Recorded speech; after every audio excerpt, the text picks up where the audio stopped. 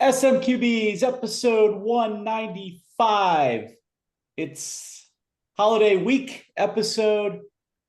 Milk, let's start with you. Who are you bringing to the bar this week?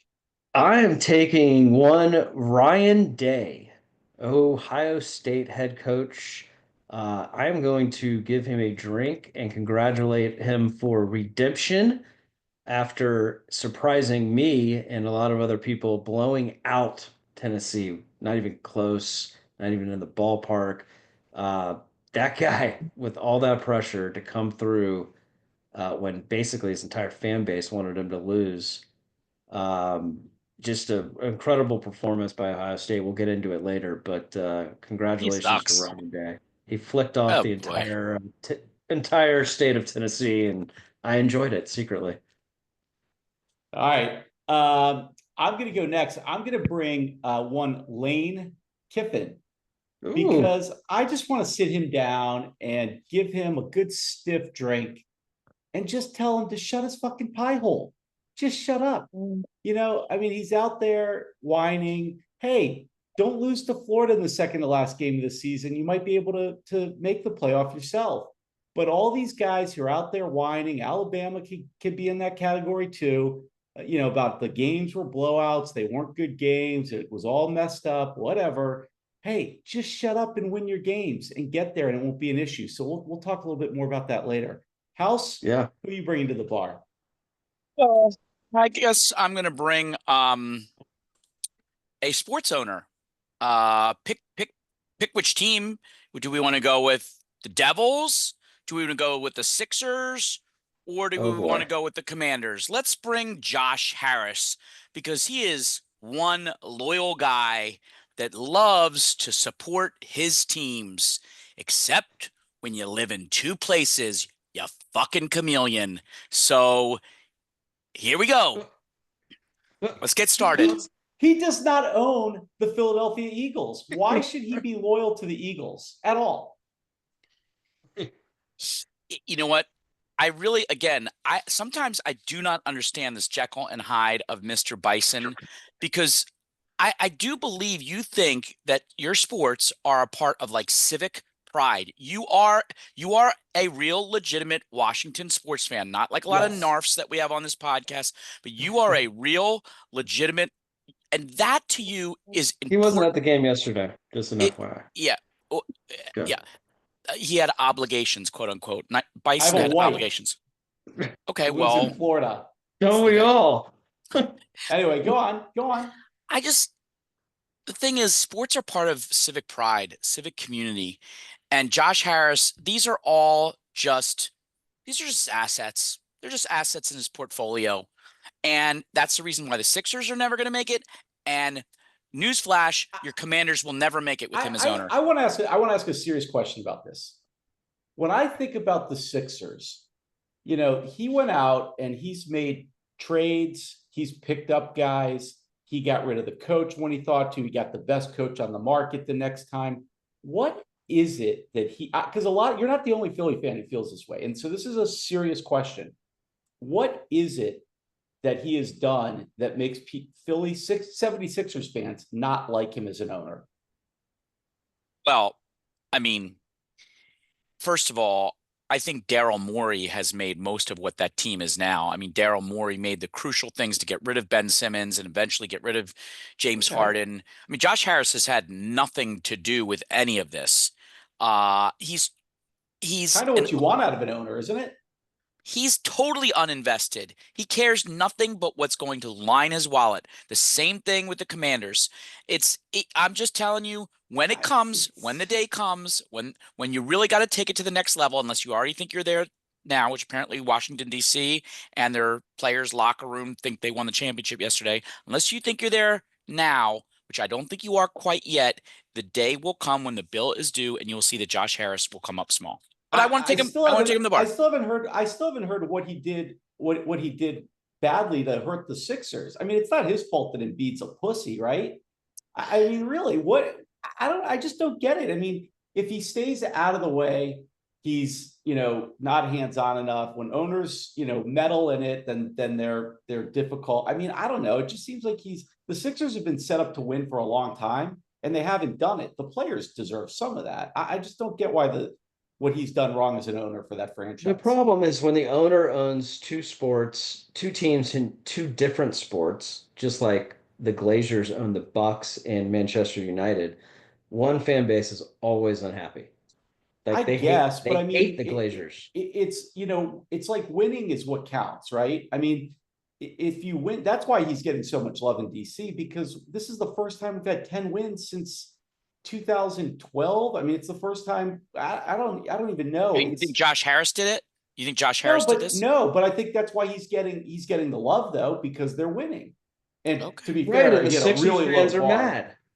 Philly's But mad the at them Sixers have because been they're good. losing. Well, that's fair, I guess. But I mean, I I don't just know. want to have a drink. I just need a drink. I just need a drink. You That's do all. need a drink. All right, let's get into Welcome it. to my NFL world. Week 16.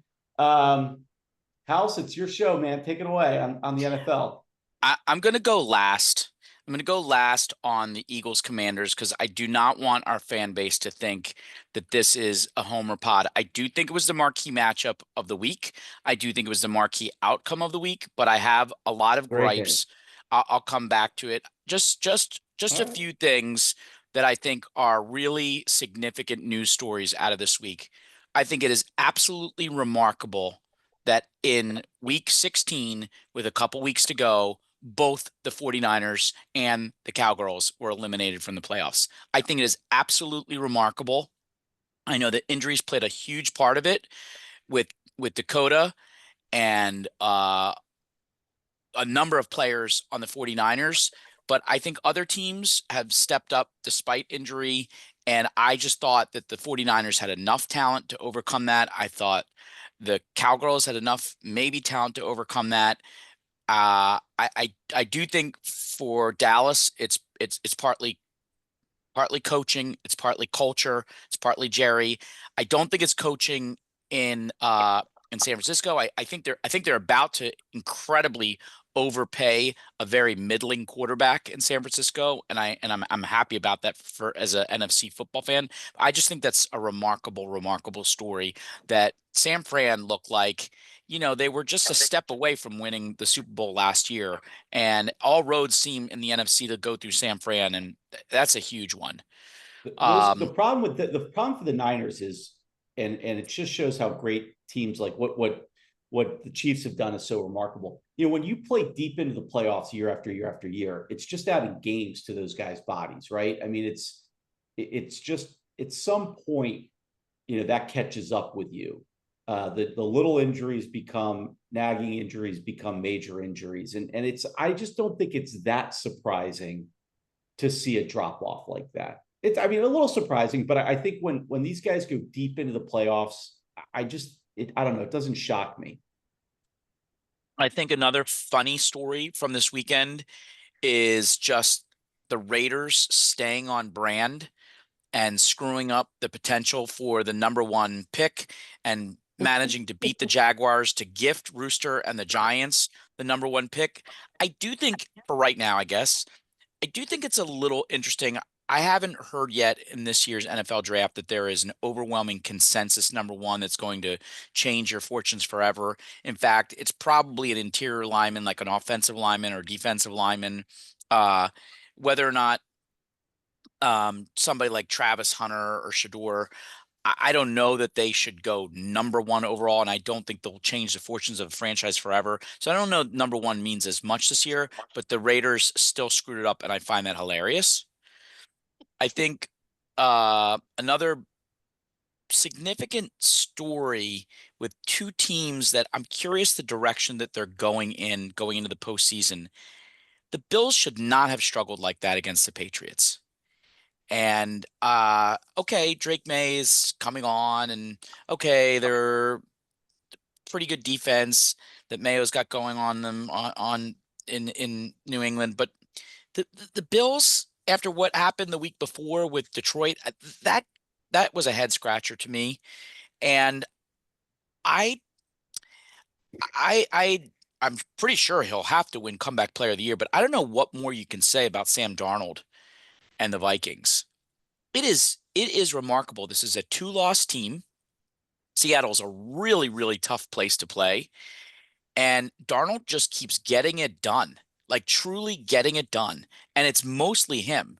It's not the Aaron Jones show. I mean, he's been an important part of that team, but Addison has been massive this year. Jefferson has all of a sudden caught fire, but they got to have a guy that throws to them. And Darnold, no one would have said, like, this is the guy that you can put a team on the shoulders and take you deep into the playoffs. He's going to do it. And, I and would not that's an want to play the interesting Vikings.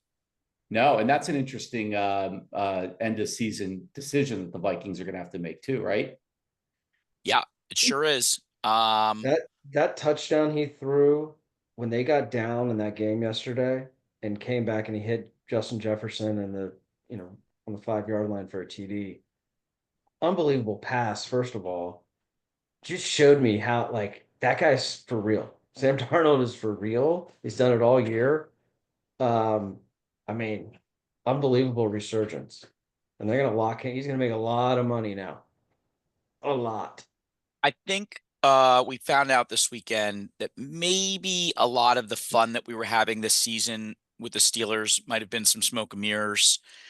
They lost the last couple pretty handily, losing to the Eagles and the Ravens, albeit very, very good teams. Russell Wilson is just not, he's just not a starting NFL quarterback that's going to take you very far.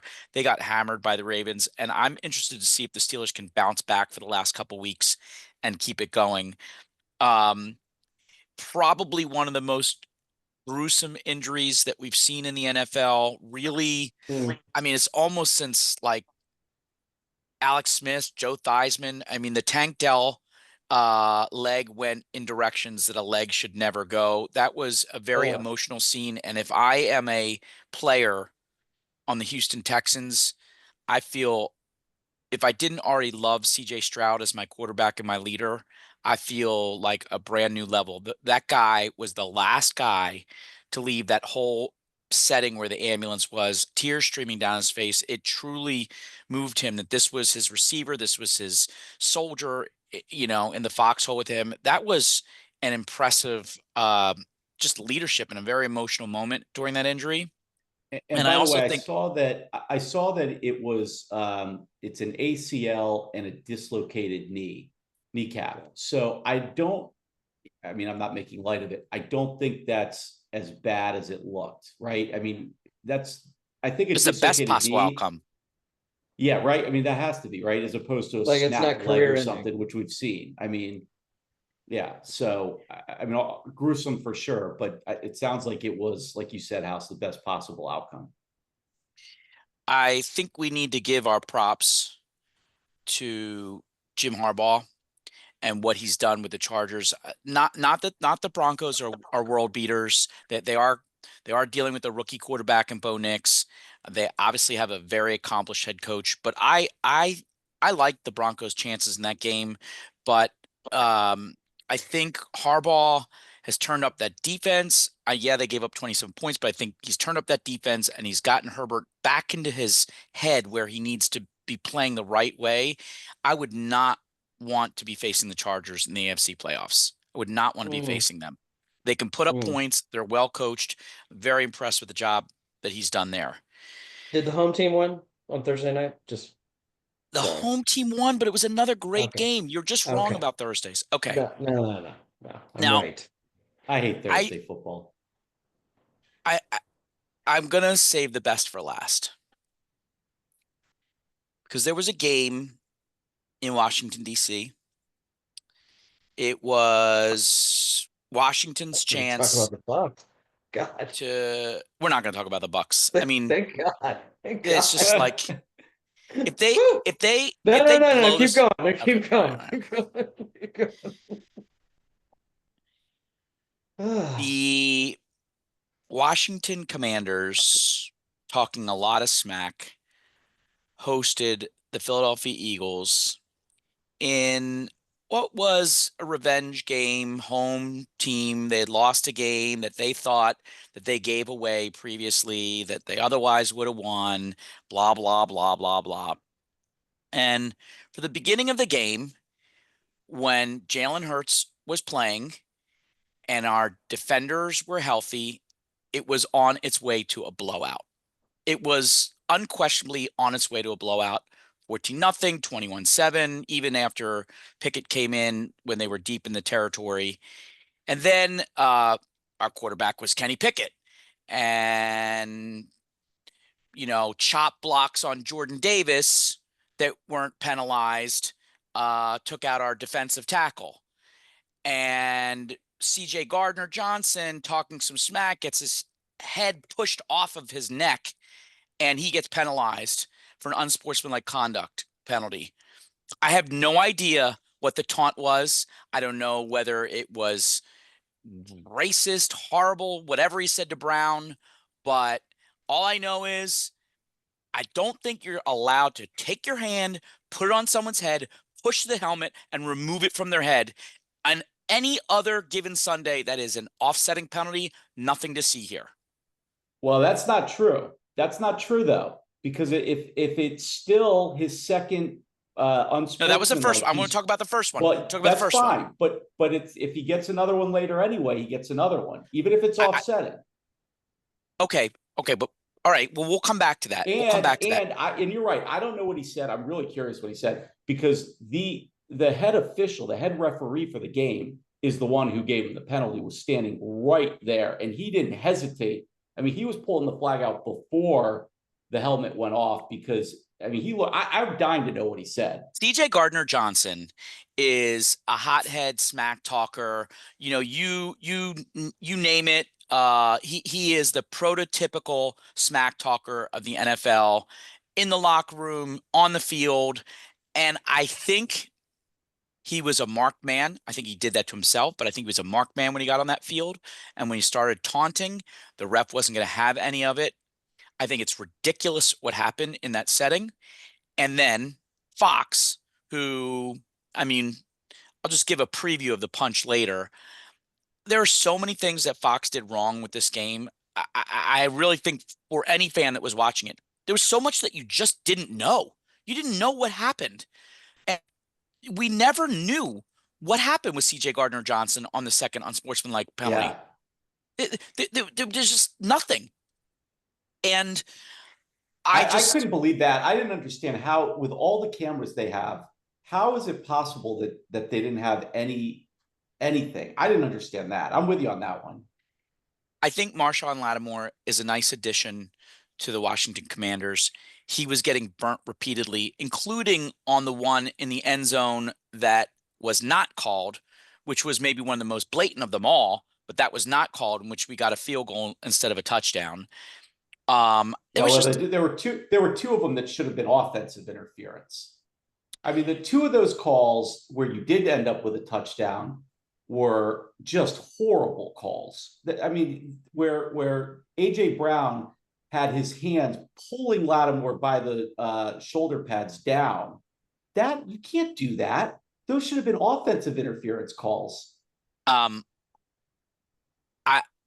I could debate that all day long, including when your arm is literally being pulled, so you just have one hand to catch the ball on the first defensive penalty. I don't want to get that micro into the game.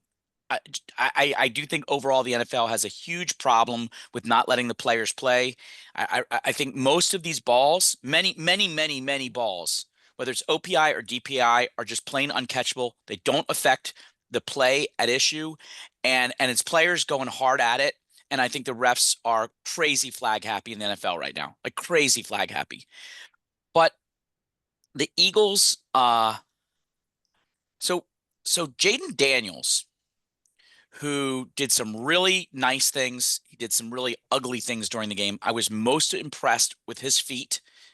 I was most impressed with his what Bison used to describe as kind of the moxie of Taylor Heineke when there's a broken play. And I mean, I think Taylor Heineke is like a pinky nail compared to Jayden Daniels. But the point is, when there's a broken play and Jayden Daniels needs to create something, and one time he deked out Jalen Carter, who's a very, very athletic defender. I was very impressed with him on his feet. But let's just remind ourselves, as we get into the playoffs, Jayden Daniels has not beaten a playoff team with a starting quarterback yet this year. He Oh was my God. I just want to say he was 0-4 going to he was 0-4 going to that game. Jalen Hurts goes down. He was going to be 0-5. We all know that. Bison acknowledged it themselves. I don't What? think you can. I don't know. I don't know how you say that. I mean, look, your problem was your defense. Your defense couldn't stop them. I mean, your defense has been the best Jalen defense in doesn't the play defense, NFL. right? Yeah, your defense has been the best defense in the NFL for weeks now, and you gave up 36 points. And you still To, had Saquon. to I Fangio, mean, Fangio played not to lose towards the end of the game. He went into his zone. There's a lot of criticism that is going his way in that game. The other major criticism is we had 2 touchdowns given up by number 36, McCollum, who just came from the State Farm Agency the week before, and he's in the game because Makes CJ sense. Gardner-Johnson is running his mouth. So I think 3 things happened for the Eagles that lost that game. Apparently, we have neither a kicker nor a punter that can put the football in the end zone, which was an abomination. It was disgusting. yeah, that was Disgusting. weird. Okay, disgusting. I've not even seen the NFL the whole year where someone can't even land it in the box. The very first one, Washington started with the 40-yard line. 2, so our special teams, Jake Elliott now is, well, I guess he made 1 50-yarder in the He game, made a 50. but Yeah. but he was 0 for 6 from 50 plus before that, including a 56-yarder, which just came up short. You can't be short in the NFL as a kicker from 56. So our special teams lost the game. Going into prevent, lost the game. In a zone, lost the game. And of course, the injury lost the game. The Eagles fans, I was almost glad that Detroit won because I don't think we were ever getting the 1 seed. I really don't. And frankly, if there's any team that going to the playoff, if I'm not going to be the 1 seed, I don't want to play Minnesota. I don't want to play Green Bay. I don't want to play the Rams. Give me the Washington Commanders at home. And that's what we're going to get. So You all right, wow. I'm going to say a few. A I'm going to say a division few team. things. Interesting. I'm going to say All a right. few things. Oh boy. I don't understand your disrespect for Daniels as a passer. He dropped, first of all, Terry McLaurin made your boy Quinyon Mitchell look like a fucking joke on that touchdown. And he dropped that pass, dropped in the bucket. I mean, that was a sick touchdown. That was a beautiful throw, a beautiful catch by a world-class wide receiver, and it was also Quinyon Mitchell's first touchdown he's given up the whole season as a rookie. Right. Like no one's right. ready to like throw him out the window. No, it's the first touchdown not at all. to Terry McLaurin. It's not like the worst thing in the world. You're right. Jayden Daniels and Terry beat him. I mean, you're right. He's a great player. The ball that Terry threw to De'Ami Brown before to get him off the 4-yard line was a dime also. And then he comes back down and I mean, look at behind me here. That's what I have to move. Look at where he's letting that ball go and where the receiver is. That's pretty sick for a rookie with 10 seconds left in the game to Did know he throw exactly 5 touchdowns? He threw 5 touchdowns. 5 TDs? I'll tell you what. That's not a fluke. I have said all season when we played teams like Baltimore and when we played the Steelers at the time and when we played the Eagles that we are not a Super Bowl contending team, that we are not in their category. And I maintain that. But I cannot see how any team would want to play Jayden Daniels after watching what he did yesterday. I just would not want to play him. Now, I just don't see it. I don't see how you can say that.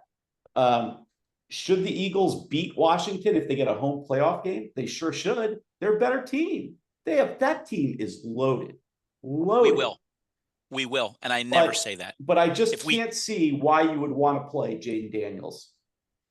I think he's a nice player, and I think he's got the perfect attitude, and I like his smile, and I like how happy he is when good things. I think he's a fiery leader, and I think he's tall and he's poised, and I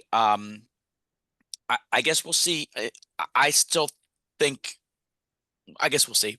I just want to say this final thing. What don't you like about him as a quarterback? I mean, really, he did. I mean, there were a lot of ugly throws, including the pick, which was just the pick, which was just a soft fly ball to center field, was disgusting. Well, like that was a bad throw. He just, I mean, it sailed on him. It was a bad throw. You're right. It was a bad throw. Yeah, so I'll and take that run guy. over The the receiver. playoff atmosphere playing at an opposing stadium. I'll I take don't that know, guy. man. You look at the touchdown passes that he throws, they are pinpoint. I'll tell you, I will say it right now, he is a more accurate quarterback than Hurts. That's not even close. That's funny. He is He a wasn't more helped accurate either. passer. I mean, how many times didn't Robinson fumble twice? I mean, Oh how many yeah, times did he B-Rob, turn the ball over? B-Rob. Oh yeah, the better team. So the last thing I'll say is, um, we could fight about this all day. I've got the picture up. It was helmet to helmet, and even if you want to say it's shoulder, he was going down to the ground. He was the second player to come in on it, Frankie Louvu. That was a dirty hit. It was a That dirty. is not a dirty hit. It That was is outrageous. You know better than that. no, it You is know not better better than than that. that. Not a single person outside of Philadelphia said that's a dirty hit. I am going to send you 50 tweets from people outside of Philadelphia saying the same thing. You can say it should have been a penalty. I right? don't think his helmet did. I don't think it was helmet to helmet. Was it targeted? Okay, well, was it? okay, well, I'll let the viewers not at all. I'll let the viewers pause on YouTube and literally see the picture behind me where he is leading with the crown of his helmet into the side of Jalen Hurts' helmet. That's where the concussion happened. But I don't House, think that's not where the concussion hold happened. on. The concussion happened when his head hit the ground. Oh I my didn't God. see the hit. I didn't see the hit. Was it one of those where it's a simultaneous thing where he was going down and he was No, trying to he hit was him in the he was the second player to the tackle. He's He not was sliding. He's running, and everybody's and trying to he's a tackle quarterback, him. and all you have to do is touch him with your hands. There's no reason why your shoulder or helmet has to get any. I will just say this. Jayden, he squats 600 pounds. He's so strong. He's just a What? quarterback. So you have to hit with it. That's the tush push. That's what everybody wants to say. I got smear. people Because yesterday. you squat 600 pounds, you can be speared. That's the dumbest thing I've ever heard. Why But did he let me just say speared? this. I'll just say Did this. The one thing that the college game has over the pro game, there aren't many things, but one thing is that every single hit like that gets reviewed. And, you determine in college whether the player gets thrown out, whether there's a penalty. I do think there would have been a penalty. I don't know what the NFL rules would be relative to ejection. I do think that that was an illegal hit. And I think that is something that the NFL needs to do. If they want to get serious about protecting people's heads in the game and concussions, the one thing I will just say on this podcast, because I know Roger Goodell and the rest of the NFL listens to the QB's podcast, is please adopt that college rule and not for the Eagles, for all 32 teams, and review when there is a hit on the quarterback or even defenseless person, if it was a violent hit that should be subject to either penalty or ejection. That's how you're going to take some of those plays out of the game. You can review. That's fine. Review it. I don't have a problem with that. Review it. There might have been a penalty on that, but there's nothing intentional, targeting, spearing, anything like that. The concussion happened when his head hit the ground. And by the way, even if you got the 15-yard penalty, you scored the touchdown on the next play, I think. I'd like my quarterback in the game. I'd like my quarterback in the game. Look, obviously, and if this fucks him up for the rest of the season, I mean, well, I get okay. Good luck to Chris Nace and Anji Jessamramsing and Rob Jenner and Frankie Louvu and the rest of Washington D.C. Good luck. Are you declaring war? Matt Nace. If you take this guy out and we're left with Kenny Smallhands, then we're gonna have a problem. We lost Milk at an opportune time here. He's speechless that we're going to war. Anyway, all right, enough on the NFL. All right, that's fine. I think we have to do our Plaxicos though. Yes, we will end the NFL by saying that the Buccaneers suck. Okay, now let's just say that last week it was a mixed result. Rooster took the Rams, who won. They were 3.5 point favorites. Rooster moved to 11-5. Lusty. That's wild. Milk took Cincinnati because he's a Burrow glazer, and Burrow did make one of the most spectacular throws of the whole season. And Milk won and got to 10-5-1. House for the second or third time this season lost on the Bucks because they suck. But it almost makes me happy to lose on that, so I fell to 9-7. Pope took KC -2 and won to move to 9-7. And Bison on his crack pipe that he smokes when he talks about the Commanders, also was smoking when he took the Bills minus 13.5 and lost to move to 6-10. So that takes us to this week where Pope and Rooster have mailed in their picks, and I will tell you what those are. Pope is taking none other than your Washington Commanders minus 4 over Atlanta. Are they next week? Yeah, Yeah. yeah. Sunday So- night. So Milk's Sunday night interested in that game, game.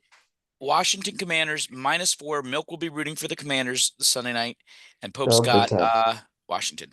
Rooster, interestingly, is going back to Seattle Seahawks minus 3.5 over the Bears. And Milk, that brings it to you. I am going to go with. I'm going to stay with. I'm going to stay with Cincy. I'm Oh, going to you take Vegas him. beer. I'm Okay, taking so you like minus Cincy three and a minus half. 3.5. Yeah, I love Okay, him. I love Cincy Cincy minus 3.5. home versus Denver. Yep. Okay. I am impressed. I'm going to stick with the team that is impressing me right now, which is the LA Chargers. I think the Patriots, yeah, they played nice against that Bills team, but I'm not buying it. So I think the Chargers are on to something. Chargers minus 4.5 at the Patriots, Right. which I leaves like it that. to our basement dweller. Oh, Well, there's a I good got one. nothing to I There's got a good nothing to one. play for here. I'm sort of like the Cowboys. So I'm gonna go with the Bills again, giving 10 to the Oh my Jets God. because the Jets are just that bad. Can I Okay, change that's my pick? We had someone You who sent in you something could to the change. mailbag this week that was a little frustrated with some of the podcasters and the speed with which they make their picks and their indecision on it. They wanted it to be a little faster, and so Milk, you can do that at your peril. It will upset some of our fans. All right, I'll keep it, but I really like the Lions. Well, I'm Keep. not giving it to you. All right, fine. All Damn right. it. All right. That's the end of the NFL. Let's touch on a little college football playoffs. Milk, what do we got going on here? Take it Well, away. look, I mean, I think if you summed up last weekend, it was go home team. Every home team wins. Also, the controversy surrounding the seeding um, was put into a major spotlight because the two teams, well, yeah, two teams that people were questioning got blown out. Indiana by Notre Dame and SMU by Penn State. So we can talk through that. But look, I think those two games were pretty awful, weren't competitive at all. The one that surprised me the most that I mentioned earlier was Tennessee, Ohio State. I thought Tennessee would be way more competitive, certainly not get blown out. Um, they look really good. I thought Will Howard, who I thought looked terrible in the Michigan game, just to rebound there. He looked great. He had a great game. All the controversy with Day. Um, it really they dominated that game in every fashion. They dominated the line, which I thought for sure Tennessee would hold up well against. Nico looked terrible. Look, they were in it in his ear the entire night. Ohio State is this Oregon Ohio State game coming up, the rematch from the October matchup, which Oregon won by 1 point, is going to be outstanding. Um, I look. I guess the question to you guys is, I mean, eh, what are we doing here with this playoff? The seating, I You think said it was needs to great. be redone. But You I said it mean, was great. did we really put the best teams in here? Ace, you love Indiana, you love their 11 wins. You thought they deserved to be in there, but they just looked terrible. I mean, they did not look competitive at all against Notre Dame. And, should we have had an Alabama in there? Should we have Oh, had, here we go. I mean, should we have had this is an Ole what's Miss?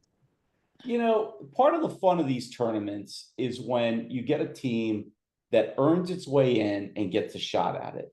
And I mean, Alabama, don't lose 3 games. Look, if we're just going to say the SEC is the best conference, then let's just watch the SEC championship game and turn the rest of the season off. That's it. Let's just get rid of the rest of it. But you saw what Ohio State did to Tennessee. These teams deserve a shot when they play the record, they play the schedule that's in front of them, and they come through it. Indiana was what, 11-1 this year? I think that was their record, right? Yeah. I mean, they deserve to be playing. They deserve it. But and I would rather watch that game than watch Alabama, who lost to Vanderbilt in 2 other games. So basically, usually the playoff should be based on who deserves, not necessarily who the best team is. Well, look, as long as you can't play, like a representative sample of the whole country, right? I mean, it's not the NFL where you have 32 teams, right? I mean, you've got 50 teams that play in the FBS or something like that. There's a lot of teams. So how do you decide who the best teams are? I mean, isn't it the teams that win the games in front of them? Don't they get in? I mean, I don't know, but I know spot, but we used to decide national championships by a bunch of sports writers picking it at the end of the year. And then we had a thing where we put 4 teams in. Look, let's say this. What if this turns out where Ohio State beats Oregon this week and they're the 8th seed and they beat the 1 seed? Ohio State would not have been in under the rules last year as the 8th seed. If Penn State beats Boise State, they would not have been in. Notre Dame, not in. I mean, maybe 12 teams is too many, but you've got some pretty good matchups. The NCAA got what they want, which is to get people talking about this. I don't think they got what they want with the quality of play, or the disparity of play, I should say. But I think we should at least say, let's give the format the benefit of the doubt for a few years. It takes a few years in any of these formats where you expand the bracket for upsets to set in. And, in the games that we saw, yes, I do think the Ohio State game was surprising. But I think for the other ones, you just saw the plain disparity of the level of play, the size of the players, the speed of the players between the higher and the lower seeds. SMU is a very nice story. They bought their way into a very good team. Their donors gave like $100 million to join the ACC and all that stuff. They did not belong on the same field as Penn State. It was never, ever really any kind of game. And I don't fault SMU. That's just the disparity between the size and the speed and the quality of those players down to the recruiting. So I think you have to give it a few years, particularly with the way the portal keeps transforming the game and how NIL money is transforming the game. I do think that eventually we will see some upsets here and there. And you're right. No, I don't think anybody will really be that shocked if Ohio State beats Oregon. Yeah, it's an 8-1. Right. But right. That's Ohio State, they're not a real 8. They're not a real 8 seed. They wouldn't have been there, but they're not an 8 seed. They're an 8 seed due to this terrible seeding format that they've done, where Boise State is a 3 seed. I mean, don't you want to see Notre Dame play Penn State? Isn't that going to be a fun game if they play? And neither team would have been in. No. I love the fight. I love the idea of expansion. I love the idea. But what I don't like is, to House's point, you're dealing with. I mean, just think about recruitment, and I'll guarantee you watch it this weekend or in 2 weeks when they play. Arizona State, Texas. Watch Arizona State, Texas. Arizona State has historically, over the last 6 years, I can guarantee you, a 50th ranked recruiting classes that have come in, and Texas has top 10. And you will see the difference in players again in that game. I have Texas winning that game by 2 touchdowns because they just can't compete with the level of talent that Texas has. Yeah. And you'll see the same thing with Boise and Penn State, guarantee it. Yeah. Boise Yeah. has No, you're one probably guy right. who's going nuts, but they played shitty teams all year, and I bet Penn State rocks their world. And you'll Well, we'll see talk more about the college football playoff because next week the games aren't until New Year's Eve and January 1st. So next Monday we'll cover the actual game. So, but I think it's an interesting discussion to have. Let's keep it moving here. I do want to just touch real quickly on we lost Rickey Henderson at age 65, and I think he's a guy who's just underappreciated, if you can believe it. He played 25 years in the majors. He had over 3,000 hits, hit 297 home runs. But here's where he really excelled, of course, is the greatest stolen base player of all time. He has the record for career stolen bases, 1,406. He's got the record for most runs in a career, 2,295 runs. And he stole 130 bases in one season. In one season, he was a first ballot Hall of Famer, close to 95% of the vote that year. He actually played for the A's 4 different times. That's kind of wild. This guy, and he was flamboyant about it. He had personality. He angered some people. When he stole the record-setting base, I think he stole third. He jumped up, he pulled the bag out of the ground and gave a speech where what's remembered about it is where he said, I am the great, today I am the greatest. But it was if you watch the whole speech, and actually Joe Sheehan has a piece on this, if you watch the whole thing, it was very humble, very respectful. And of course, that's the line that gets pulled out of it and that everybody remembers. But pour one out for Rickey Henderson. A real, just a one-of-a-kind player who's still in the record books. So gone too young, Rickey Henderson. I think for Rooster and Pope and we grew up in an era where Rickey Henderson was one of the superstars.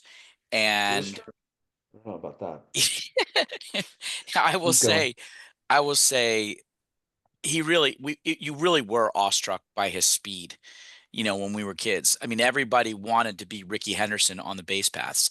But I saw a great tweet after his passing that said something along the lines of, I think the goal of the game is to score runs, right? If the goal of the game is to score runs, like Bison says, this guy has got to be one of the most underappreciated. That guy, after all the greats we always talk about, this guy scored more runs than anybody else. He also led majors in walks a bunch of times. And if you put him in today's game where getting on base and scoring runs is what's valued the most, I mean, he'd be an off the charts commodity, right? You would want this guy. He'd be one of the most highly sought after players in baseball. One thing I remember playing it when they were coaching us in college, they used to say that you wanted 13 strides to steal second base. And I remember Rickey Henderson was 9 strides to cover 90 feet. Think about that's how powerful he was. That is insane. Yeah. All right. Hey, who's got a punch? House, come on. You can't hold that. All right. Get it does. out there. Okay. Is it gonna be a rough? It's gonna be rough, isn't it? No, I'm gonna punch Greg Olsen in the Fox broadcast in that game. It was ridiculous, honestly. It was just totally ridiculous. I feel like these announcers, and I had a problem with Chris Collinsworth a couple weeks ago, and there have been other. One thing that I liked about some of the former Cowboys, Aikman, Romo, Moose, they don't really root for the Cowboys when they're playing. They're pretty objective in the booth. And it's not like Olsen was a Commander, but I don't think he has any love lost for the Eagles. And he was absurd during that game. He was just honestly absurd. And it wasn't not like these people are like Pulitzer Prize winning journalists, but just stay somewhat objective, man. There's 2 teams that are listening and watching. And Fox, would you please? There was a play during the game. I forget which I think I think Washington threw a pass. It was questionable whether or not it hit the ground. The Eagles didn't challenge it, but nobody would ever, if you're just a viewer, look, sure, there's 60,000 people in the stadium, but there's millions more that are watching on TV, and many of them are very interested in seeing that the ball actually hit the ground. What's the point of all those cameras if you don't even know what happened in the game? And like I said before, the CJ Gardner-Johnson thing, you had no idea what was happening. And the Hurts thing, they moved on from it pretty quickly. I just thought, yeah, I'm a homer here. The Eagles, I thought the broadcast sucked. I thought Fox coverage of it sucked. And I know we were talking about, oh, Greg Olsen got unceremoniously pushed out by Tom Brady. He sucked yesterday. And given their coverage and given their non-objectivity, I'm punching Greg Olsen and Fox. I mean, this is amazing. I feel like if you had won the game, you wouldn't be punching Greg No, Olsen. it was annoying. This is No, just, it's not true. I still would have punched Greg Olsen. oh, He's God. annoying. I got a punch. I love it. I love when God. All This is a right. punch from the mailbag. Cousin Randy this time calling one in for the Hornets, the Charlotte Hornets, who did an on-court skit during a break in the action Oh my against the God. Sixers, as a matter of fact, I didn't where hear this. they gave a kid a PlayStation 5. They like read a letter from Santa and he wanted a PlayStation 5. And so they go ahead and give him the PlayStation 5 and everybody cheers and he's so excited and that's great. And then they go to commercial and they take it back and supplement it with, instead it's with a jersey that they gave him. What? That was it. Why? It was just it was a scam. It was like a pretend that they were giving him a PlayStation 5. And then when no one was watching, they took it back and just gave him a jersey instead. Now they have come out and apologized, and they did give Someone him a get that PlayStation kid 5 a in the interim. PS5. But what in the actual fuck are you doing, guys? I mean, come on. Charlotte Hornets, you get punched. Oh, that's Milk, you got a terrible. punch? Nah. I don't have a. All right. Who's got a lasso? Is a clap. This guy, I don't know what his name is. I know his name is Vincent. Did you guys see this thing that happened in the Bengals game No. with the kicker? No. They gave this guy a chance to make a field goal. It was freezing in Cincinnati. It's like one of these promos. A spectator? Like Yeah. a spectator guy. Yeah. If the guy made a 30-yard field goal, it's freezing out. The guy made a 30-yard field goal. The entire stadium won free pizza. And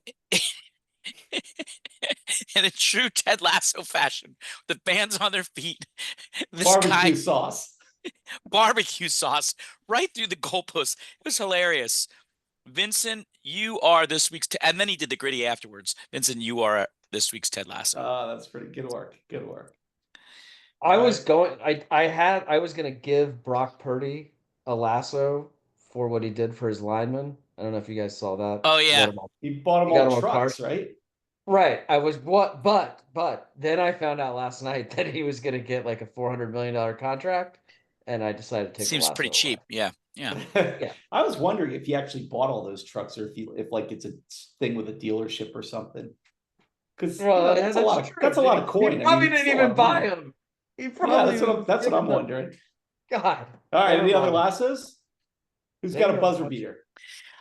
Rooster is kind of mailing us in the buzzer beater. This is for Rooster, who's a dedicated fan of Manchester City, who we brought up before on the pod, just to say that the downfall of this team and their inability to win a game. I mean, some people point to losing Julian Alvarez, superstar for Argentina that moved to Atletico Madrid. They've had some injuries. De Bruyne, Rodri was hurt.